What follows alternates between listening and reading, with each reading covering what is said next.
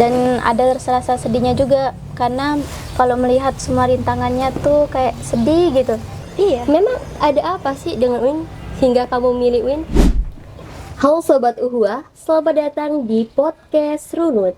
Bersama saya Octavia Rahmadona yang akan menemani perbincangan kita pada hari ini. Pada episode kali ini, kita akan berbincang bersama salah satu mahasiswa baru UIN Raden Fata Palembang untuk mendengar cerita perjalanan mereka hingga menjadi bagian dari kampus ini. Yuk kita langsung sapa narasumber kita.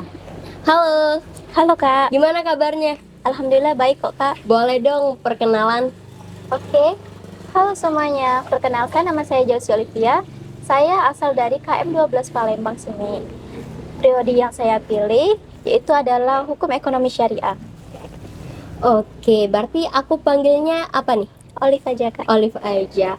Boleh nih Olive ceritain perjalanan kamu sampai akhirnya diterima di kampus UIN Raden Fata ini. Oke, untuk perjalanan saya, yang awalnya saya itu dari kelas 9 sudah menargetkan untuk masuk ke UIN Raden Fata.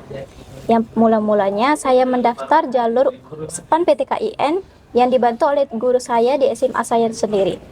Untuk jalur itu, alhamdulillah saya lulus di jurusan Hukum Ekonomi Syariah. Namun itu di Lampung, bukan di Palembang. Jadi saya mengikuti jalur yang kedua, yaitu UMPTKIN, dan alhamdulillah saya juga lulus di periode yang sama, yaitu Hukum Ekonomi Syariah. Wow, berarti memang Olive ini menargetkan UIN dong? Iya. Memang ada apa sih dengan UIN hingga kamu milih UIN? Karena saya memang tertarik dengan UIN, yaitu karena saya kan memilih hukum ekonomi ya. Nah, kalau hukum ekonomi saya ingin mempelajari lebih dalam tentang hukum ekonomi Islam. Kalau di UIN kan tentang Islam ya. Nah, begitu. Jadi balance, jadi dapat ilmu duniawi dan ilmu akhirat gitu ya. Iya gitu Kak. Jadi komplit nih kalau di UIN ya. Iya Kak. Boleh nih, apa sih kesan pertama kali kamu menjadi mahasiswa pas kamu udah 2 kali nih berarti ya daftar SPAN PTKIN dan daftar secara ini UMPTKIN. Nah, setelah kamu dapat pengumuman kamu lulus menjadi mahasiswa UIN, gimana nih perasaannya? Boleh dijelaskan? Perasaannya tuh campur aduk ya. Ada bangga, ada sedih, juga ada senang. Untuk bangga tuh karena bangga gitu, karena akhirnya setelah proses yang panjang saya akhirnya lulus di UIN sini. Dan ada rasa sedihnya juga karena kalau melihat semua rintangannya tuh kayak sedih gitu. Tapi ada rasa senangnya juga karena akhirnya semua perjalanan saya tertuntaskan di sini. Jadi terbayarkan ya? Iya, terbayarkan Kak. Nah, kalau sejauh ini gimana sih kesan kamu terhadap UIN? Kesan saya terhadap UIN itu tuh UIN tuh bagus lah pokoknya. Karena memang dari diri saya sendiri saya menginginkan UIN, dan alhamdulillah sesuai dengan ekspektasi saya mendapatkan teman-teman yang ramah, lingkungan yang bersih, indah, dan juga saya juga bertemu dengan dosen-dosen atau pembimbing saat saya tes waktu itu juga semuanya sopan, baik, dan ramah juga. Fun, jadi relax ya? Iya. Apa sih momen yang terkenang dari perjalanan kamu yang tidak terlupakan lah? Momen yang paling terkenang itu saat masa-masa mendekatin tes. Nah, itu mendekatin tes itu tuh kan belajar terus tuh. Belajar terus, berdoa terus, dan juga yang paling menegangkan banget itu pas menjalani tesnya. Karena kayak ada ngerasa gugup, takut karena saingannya tuh banyak banget. Tapi alhamdulillahnya walaupun banyak ketakutan, walaupun banyak kegelisahan, akhirnya Olive menyelesaikan itu semua.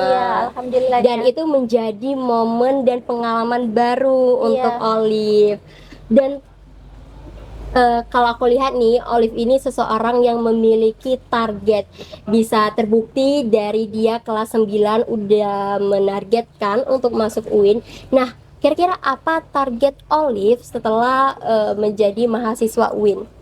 Target saya setelah menjadi mahasiswa UIN yaitu adalah Saya berdoa semoga saya lulus dengan cepat di UIN sini. Dan juga saya berharap saya menjadi mahasiswa yang berprestasi, mahasiswa yang aktif dalam organisasi kampus-kampus di sini. Oke. Terakhir nih, apa pesan atau semangat Olive untuk teman-teman mahasiswa baru yang lainnya?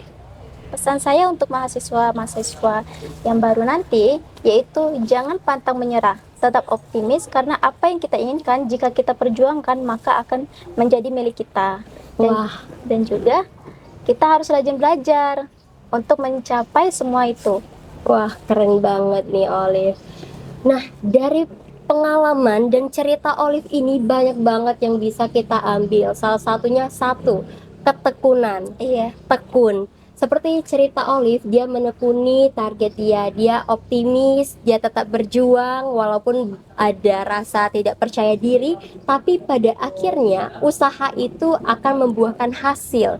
Dan inilah buktinya, sekarang Olive sudah mendapati kampus impian dia. Dan terima kasih kepada Olive sudah menyempatkan waktu dan sudah berbagi pengalaman yang tentunya luar biasa. Terima kasih pada teman-teman yang udah nonton podcast kali ini. Dan ada for information, jadi di LPM Uhua kita lagi buka open recruitment. Jadi di LPM Uhua itu sendiri kita memiliki beberapa bidang fotografi, desain grafik, penulisan dan podcasting.